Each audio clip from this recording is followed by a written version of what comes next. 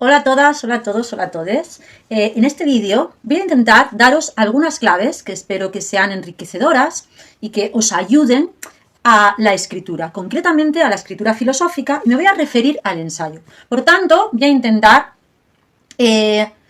generar no solo recursos para la literatura ensayística, para ser escritores de una literatura ensayística, sino también algunas claves para rebajar la ansiedad que a veces se nos puede presentar ante la hoja en blanco que tenemos que rellenar. Vale, voy a empezar por hablar un poco de lo que es un ensayo filosófico, muy a grandes rasgos. El ensayo filosófico suele ser el tipo de formato que se usa para la transmisión de ideas, argumentos, teorías de carácter filosófico. También es verdad que en algunas ocasiones, aunque sea algo minoritario, aunque sea de forma más anecdótica, pues algunos escritores, algunos filósofos decidieron presentar sus tesis, presentar sus argumentaciones, sus reflexiones en otro formato literario, que pudiera ser el teatro, por ejemplo, cosa que encontramos de alguna manera en Platón, en casi toda su obra que está escrita en forma de diálogo, ¿verdad? Podría ser perfectamente apta para la representación teatral. Hay también otras obras de la dramaturgia, como por ejemplo el Fausto de Goethe, se me ocurre ahora, pero también en el siglo XVII, en el siglo XVIII, algunos franceses decidieron exponer ideas filosóficas en este modo dramatúrgico, teatral, en este modo conversacional. También podría ser válido, pero yo creo que exige una mayor maestría y un aporte extra de creatividad y del concurso de varias facultades que sirven, bueno, pues a la expresión artística para crear un formato con una apariencia de ficción, ¿no? De crear una ficción, una atmósfera real, una situación. Entonces, lo más cómodo y a lo que han acudido casi todos los filósofos es al formato del ensayo. En cualquier caso, me gustaría que no olvidemos que concibamos la filosofía como un género literario o no, o la concibamos de un modo más cercano, pues qué sé yo, al discurso científico o al discurso humanístico propio de las ciencias sociales, pues en cualquiera de los casos no dejamos de estar construyendo un ensayo que es un género literario. Busquemos, por tanto, una pregunta, un interrogante propio, personal, desde el cual contestar a las temáticas que nos han propuesto, si es que han sido cerradas. Que tenemos que hablar, como poníamos antes, por ejemplo, de la amistad en el pensamiento aristotélico. Ok, vamos a leer esos pasajes donde hablan de la amistad, pero creo que es preferible, antes que todo, pararse a pensar cuál es nuestra propia idea, tratar de escribirla del modo más bello posible, porque en la belleza también generamos un montón de matices. Cuando buscamos belleza, buscamos matices. Huimos del esquematismo. Y esto es bueno para hacer un ensayo. Si bien debe haber una estructura, de la que luego hablaremos, en principio es mejor dejarnos llevar por un pensamiento matizado, por un pensamiento florido. Entonces, arrojemos todas las ideas que nosotros teníamos sobre la amistad antes de leer a Aristóteles, o habiéndolo leído si es que se ha dado ya el caso.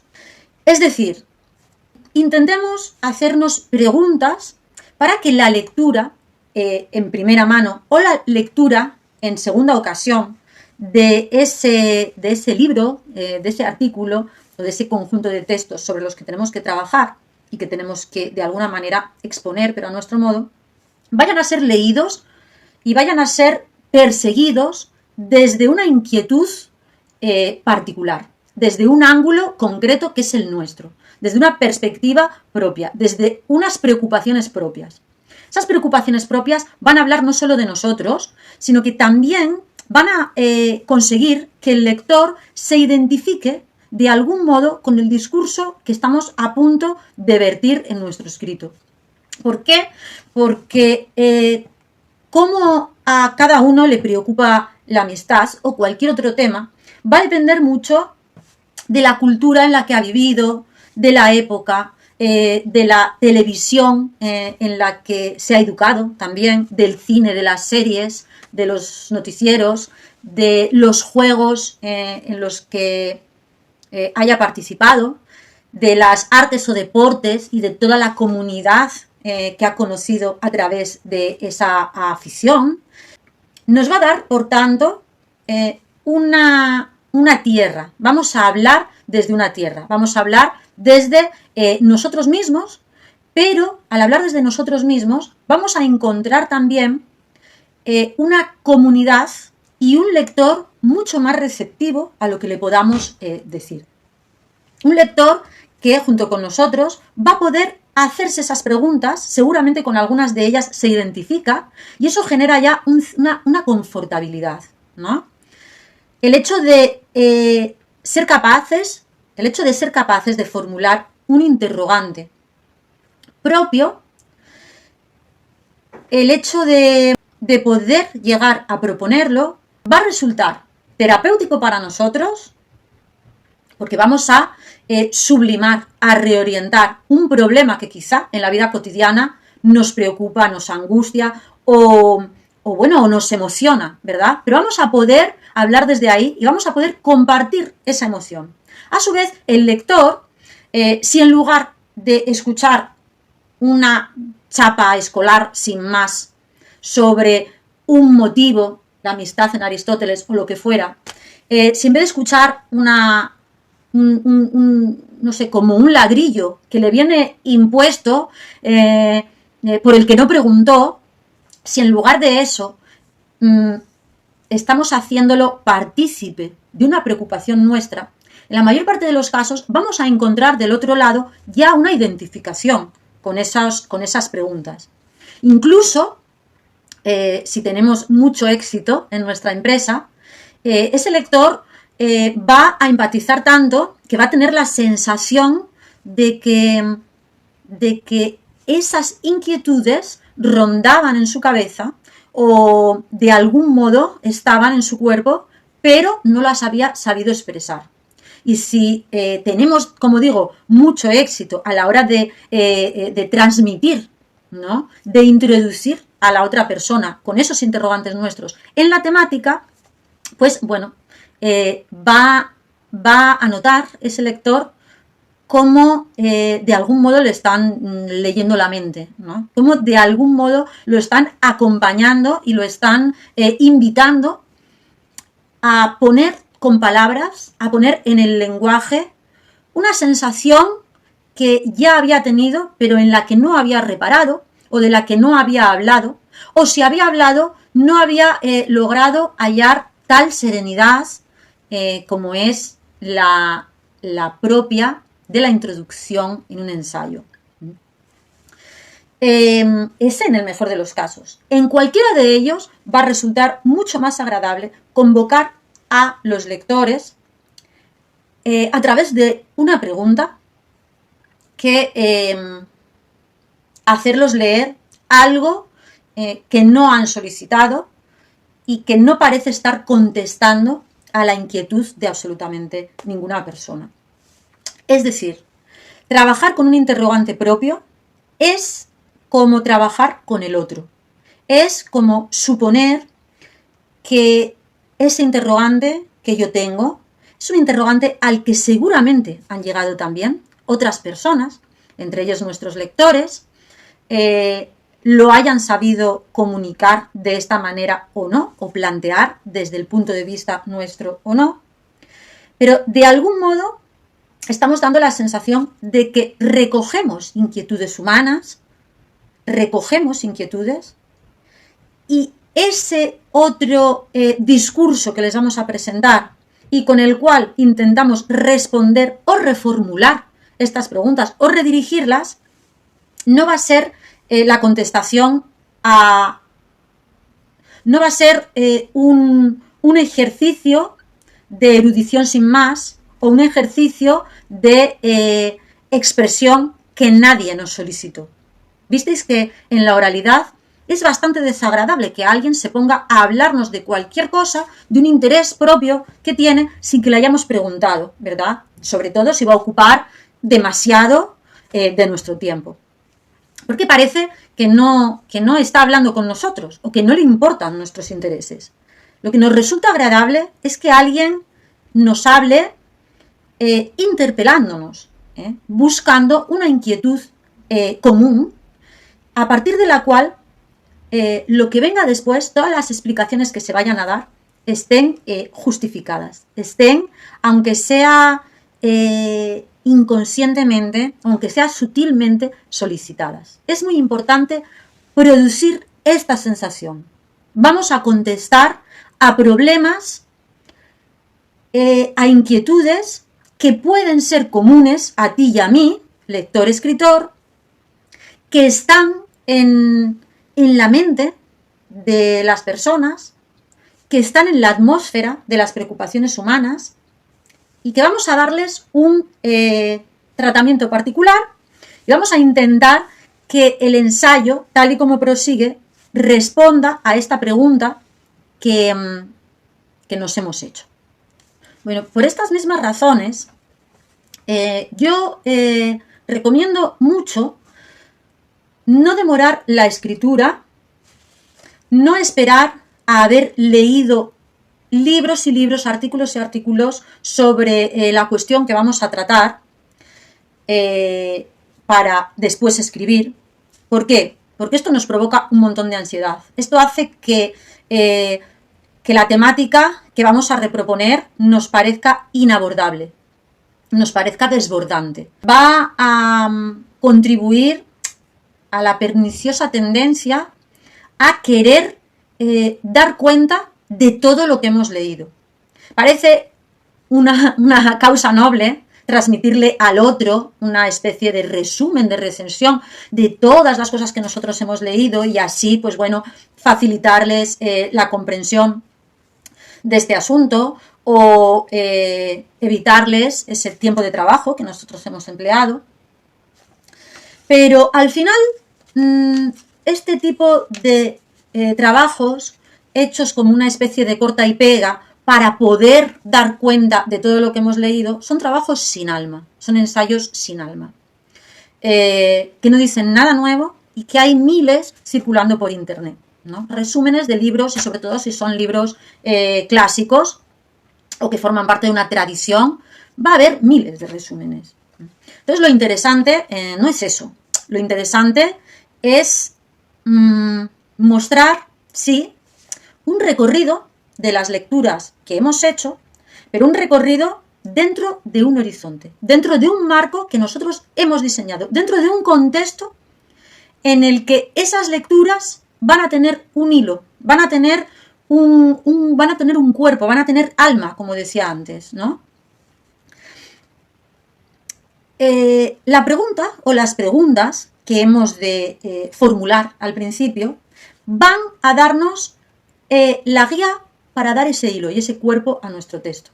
Porque vamos a volver una y otra vez sobre esa pregunta para explicar cómo esto otro que hemos leído contesta en parte o complica la pregunta, pero siempre vamos a estar volviendo a nuestra pregunta para hacer referencia a ella y para dar un hilo y para que no nos perdamos en un sinnúmero de explicaciones, tesis, argumentaciones que no parecieran tener un vínculo claro entre sí, o no un vínculo claro para una persona hablante, aunque robóticamente pudieran tener un sentido.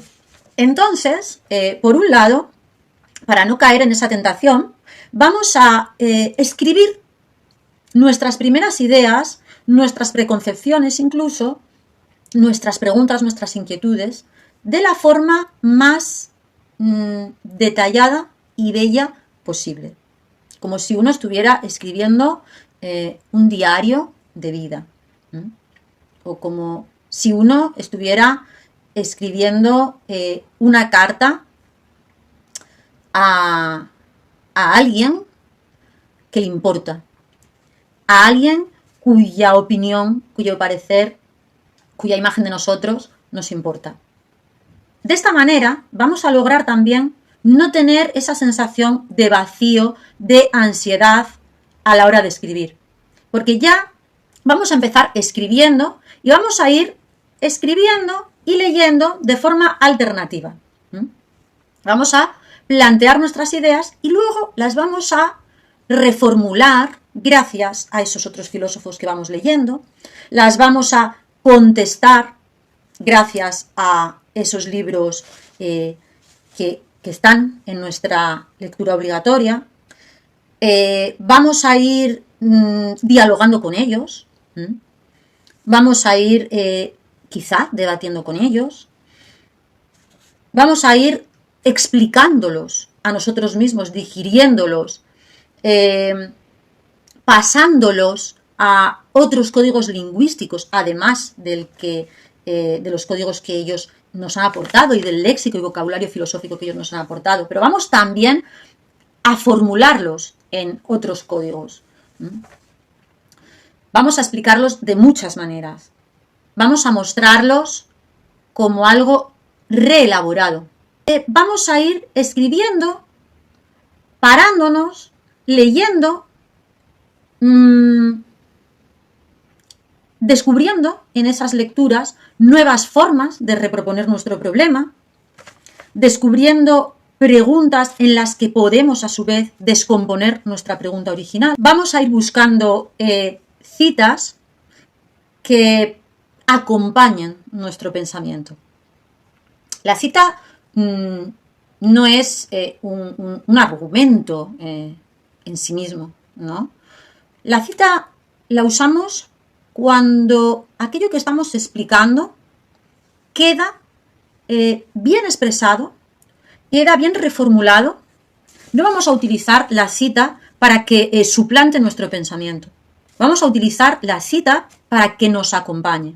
Vamos a utilizar la cita para que nuestros lectores conozcan cómo esto que nosotros hemos pensado lo hubieran pensado otros antes, sea Aristóteles o sea otro filósofo, otro pensador que estemos convocando en nuestro escrito. De tal manera que vamos a estar huyendo de la recapitulación, del resumen de lo que han dicho otros, para traerlo más bien como compañía, para mostrar el estilo con el que otro lo dice, para dar la oportunidad al lector de entenderlo quizás mejor desde esa cita. Cuando trabajamos así, también pasa otra cosa, y es que la lectura se hace diferente. Yo creo que más amable, sobre todo más abordable. Y es que no vamos a leer un montón de cosas con la misma intensidad en cada pasaje, en cada parágrafo, sino que vamos a leer buscando algo. Esto no quiere decir que uno no se deje sorprender por la lectura, pero vamos a leer la Ética Nicómaco de Aristóteles, o vamos a leer la República o el Banquete de Platón, o vamos a leer la Carta para la Educación Estética de Schiller, pero lo vamos a leer buscando la respuesta a algunas de nuestras inquietudes. De esta manera se produce algo que es muy deseable, y es que cada lectura sea distinta. ¿Cómo hacemos para que mi lectura no sea igual que la de otro? Pues tenemos que ir buscando algo. Esto lo decían mucho Platón y San Agustín. Es imprescindible para iniciar un camino de conocimiento saber qué estamos buscando. O por lo menos tener la sensación de estar en un camino y no en medio de un océano, perdidos. Y eso se consigue simplemente de esta manera, formulando una pregunta, o varias, a aquello que vamos a leer. Y también así ofrecemos una pregunta al lector que va a leer nuestro ensayo y que entonces va a empatizar con esa pregunta y va a leer quizá de nuevo porque muchas veces quien lo va a leer son profesores que ya leyeron Ética Nicómaco, incluso que trabajaron sobre ella toda la vida, ¿no? Pero es por esto que no los vamos a aburrir, ¿no? Porque vamos a darles nuestra lectura partiendo de un interrogante propio, de una inquietud propia que nos surge en nuestra vida. Bueno, al comenzar un ensayo, también tenemos que pensar un poco, después de esta plasmación de ideas sobre las que vamos a trabajar, después de ese escrito bonito, mimado, a modo de carta, género epistolar, diario, en el que ponemos toda el alma posible, vamos a pensar un poco en una cierta estructuración. Un ensayo debe tener una introducción. Esta introducción la podemos hacer al principio o la podemos hacer al final. Cada uno puede ir componiendo las partes de un ensayo y luego, al darle unidad, ir colocando aquello que escribió en el orden que mejor le parezca. En todo caso, una introducción, o al menos una introducción provisional, debería, a mi modo de ver, debería de tener al menos algunos elementos de los que voy a hablar a continuación. Una explicación acerca del sentido del título que hemos dado al ensayo. Hay algunas personas que el título lo ponen al final, según lo que hayan ido descubriendo, y otras lo ponen al principio porque se quieren fijar o quieren, no tener la tentación de irse por las ramas demasiado. En cualquiera de los casos, una introducción debe explicar el título, si no a veces nos encontramos con un título que funciona como reclamo, que resulta atractivo, pero luego nos defrauda el hecho de que nos ponemos a leer ese artículo o ese libro con ese título que nos había resultado atractivo o que incluso nos hizo creer que era un libro necesario en nuestro bagaje, en nuestra búsqueda. Y sin embargo, luego, como digo, nos decepciona el hecho de que no encontramos la relación entre ese título y el contenido del libro. O no la encontramos hasta casi el final del libro. Yo creo que esto no es conveniente porque es como un elemento desmotivante a la hora de leer. Tenemos la sensación de habernos confundido de libro, de habernos confundido de artículo, de que no nos dice nada, de que no era lo que buscábamos. Entonces creo que desde el principio hay que estar hablando también del final. Desde el principio hay que estar justificando el título, explicando el título e incluso avisando de cómo vamos a ir nutriendo esas palabras que conforme esos conceptos que de manera expresa o latente están en el título, cómo los vamos a ir desarrollando, elaborando, dándoles vuelta. Entonces, una forma de comenzar podría ser esa, explicar los conceptos que aparecen en el título, analizarlos, exponer brevemente el sentido habitual de dichos conceptos y detenernos más en el sentido que nosotros le vamos a dar frente al habitual o junto con el habitual y más allá. Un ensayo se personaliza también con el uso de ejemplos o casuística. Esas ejemplificaciones pueden aparecer como fenómenos observables en la realidad que utilizamos como punto de partida. Por ejemplo, puedo plantear una noticia, una sentencia judicial que me haya llamado especialmente la atención, un hecho que ha funcionado como detonante para nuestras reflexiones, que en definitiva ha violentado nuestro pensamiento, nos ha conmocionado de algún modo y a partir de ahí creemos que urge una reflexión para comprender mejor lo que ha pasado. También pueden aparecer ejemplificaciones como casos concretos de una generalidad que estamos comentando, a modo de demostración. De cualquier manera, lo que es importante es que los ejemplos deben ser de fenómenos lo más cercanos posibles. Es decir, deben relatar situaciones en las que estemos inmersos, no situaciones que nos sean externas, que nos sean ajenas, puesto que en estos casos estaremos dificultando aún más la comprensión en vez de ayudar a la comprensión, que es lo que nos proponíamos. Los ejemplos, los casos, están para dar a entender mejor esa elaboración teórica, esa elaboración abstracta que nosotros estamos intentando conseguir con nuestro texto.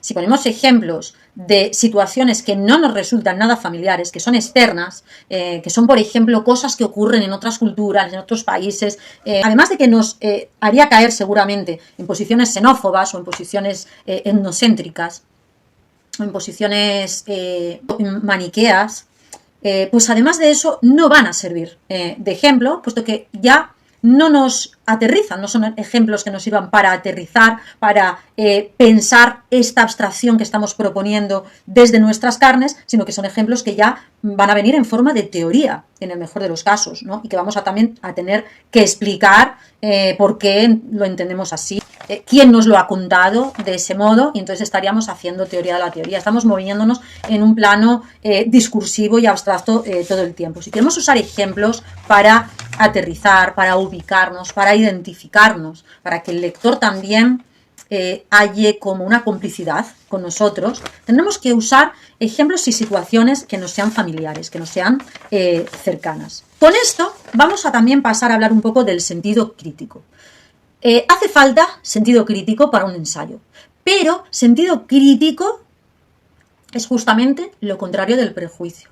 Razón por la cual tener sentido crítico suele ser tener sentido autocrítico, porque donde podemos encontrar nuestra capacidad crítica no está en la oposición a algo que leemos, a algo que escuchamos, a un hecho que debemos explicar o que intentamos comprender. Nuestra capacidad crítica está en ese intersticio que hay entre nuestras ideas iniciales, entre nuestras ideas preconcebidas, no reflexionadas, quizá heredadas o interiorizadas de una forma acrítica, de una forma a veces irreflexiva, inercial, porque es lo que se dice, porque es la opinión general, o porque hemos tenido experiencias que nos han llevado a ese punto, pero que quizá no son experiencias suficientes como para elaborar una tesis, ¿no?, un poco más abstracta y que quiera comprender una serie de acontecimientos. La diferencia que hay entre esas ideas preconcebidas o poco elaboradas o poco reflexionadas que teníamos antes de comenzar nuestro ensayo, de comenzar las lecturas que van a nutrir también nuestro ensayo y que nos van a acompañar, y el final de nuestro ensayo o lo que vamos ganando, ese intermedio, ahí es donde está, donde tenemos que buscar los recursos de nuestra capacidad crítica. Entre lo que habíamos pensado y reflexivamente, aquellas cosas de las que nos habíamos convencido, porque sí, y las elaboraciones o reelaboraciones que hemos conseguido con nuestro estudio.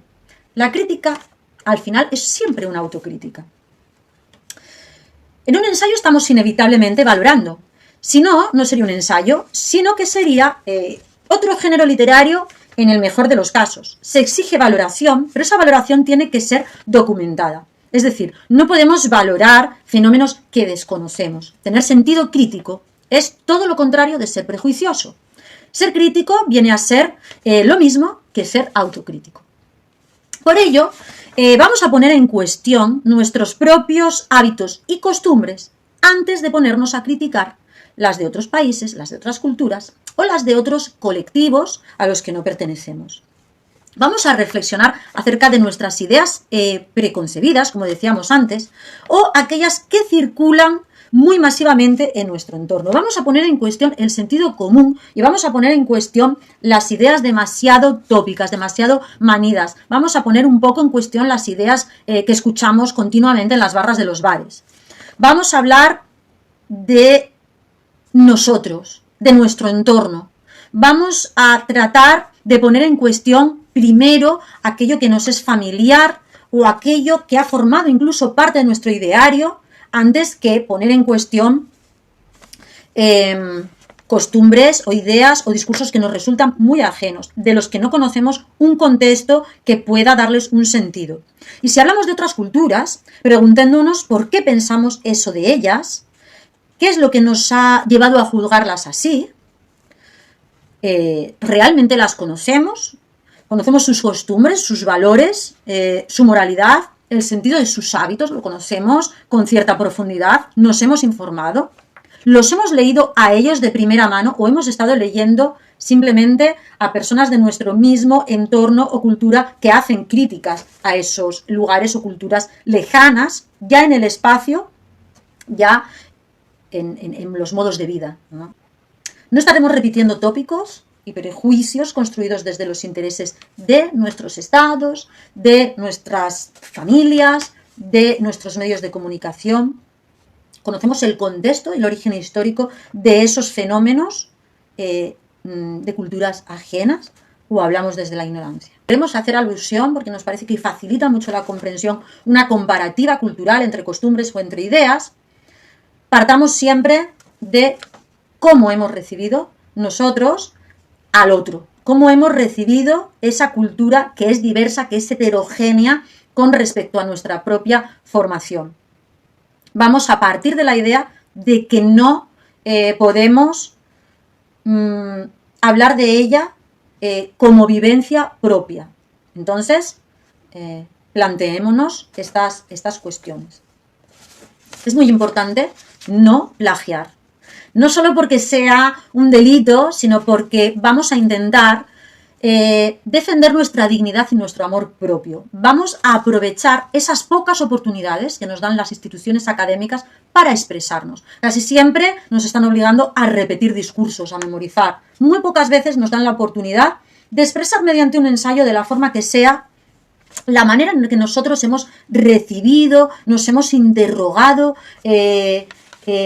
acerca de un fenómeno, de un problema. Entonces vamos a tener suficiente amor propio y vamos a lanzar el mensaje de que queremos hablar, de que deseamos expresarnos, de que tenemos algo que decir.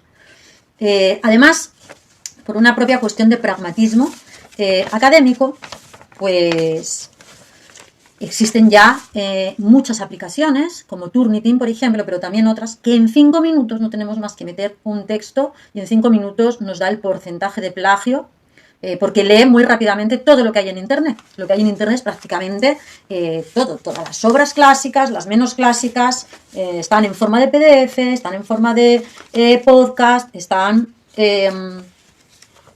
en forma de libros digitales, tanto a la venta como en plataformas como Scribd u otras. Entonces, no plagiemos también porque es una pérdida de tiempo. Aprendamos mejor a citar. Por eso vamos a hablar a continuación de un sistema de citas. No es el único, pero es el que yo prefiero a la hora de leer un ensayo. Es el llamado sistema de citación humanístico. Paso a explicaroslo. Primer tipo de cita es la cita literal. Tomamos el texto que queramos fragmentar, lo colocamos en cursiva y entrecomillado para distinguirlo de nuestro propio escrito, que es el texto principal, y colocamos una nota a pie donde ponemos la inicial del nombre, el apellido, 2 puntos, el capítulo de este libro, si es que está dividido en capítulos, también entrecomillado, y después el título del libro en cursiva. Añadiremos la ciudad y la fecha de impresión. La fecha de impresión no es la fecha en la que fue escrito este libro por primera vez, sino el de la edición que nosotros estamos usando. En este artículo, por ejemplo, yo estoy citando a Martin Heidegger.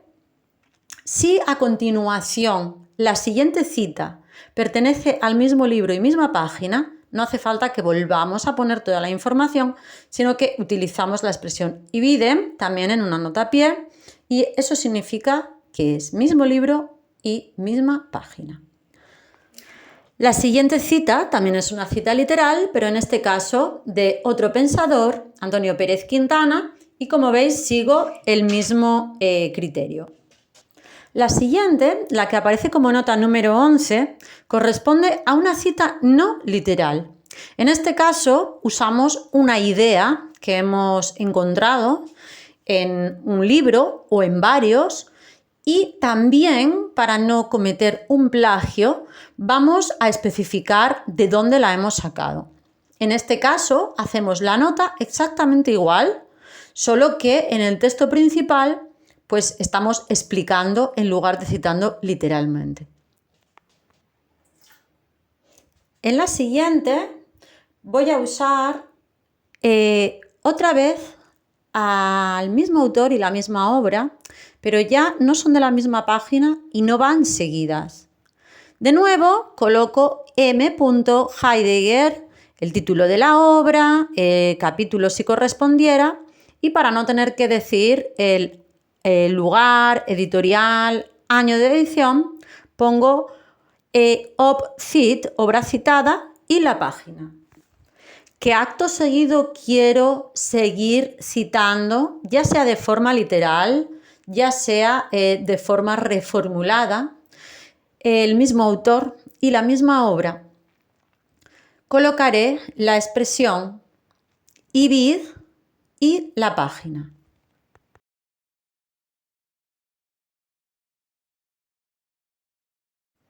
También puede ocurrir que esté tomando citas literales o no literales de un libro que está alojado en una página web. En ese caso, no debo poner fecha de impresión, pues no la hay, sino colocar directamente la dirección del sitio web para que el lector pueda pincharlo y directamente dirigirse a esa fuente y poder comprobar la cita o poder leer algo más o poder leerla en su contexto.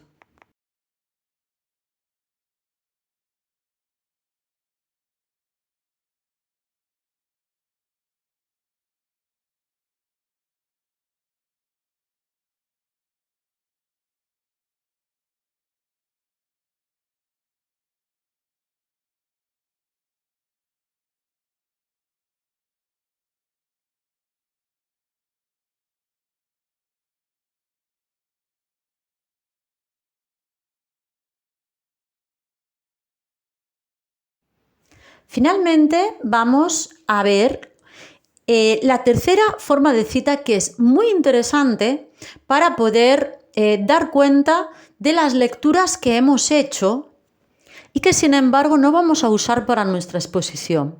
Sin embargo, dejamos un repertorio bibliográfico que puede ser más breve o puede ser todo lo largo y completo que queramos, en el que invitamos al lector a perseguir el tema o a indagar en los enfoques que nosotros hemos dejado de lado por la razón que sea. Bien porque recorrerlas se sale de la ambición de nuestro artículo, o bien porque hemos desechado esos enfoques por no ser convenientes o afines a nuestro enfoque, a nuestro modo de ver las cosas, a nuestra perspectiva y a lo que queremos transmitir o evocar. Estas citas se llaman cifras y en ellas podemos hablar tranquilamente de nuestro camino bibliográfico, de los libros que nos hemos encontrado, de los artículos que hemos leído pero que no estamos usando directamente, y de esta manera estamos abriendo posibles lecturas y estamos evitando la imagen de dogmáticos, o estamos evitando también la idea de que nuestra propuesta es la única posible. De momento lo dejamos ahí, espero que os haya servido.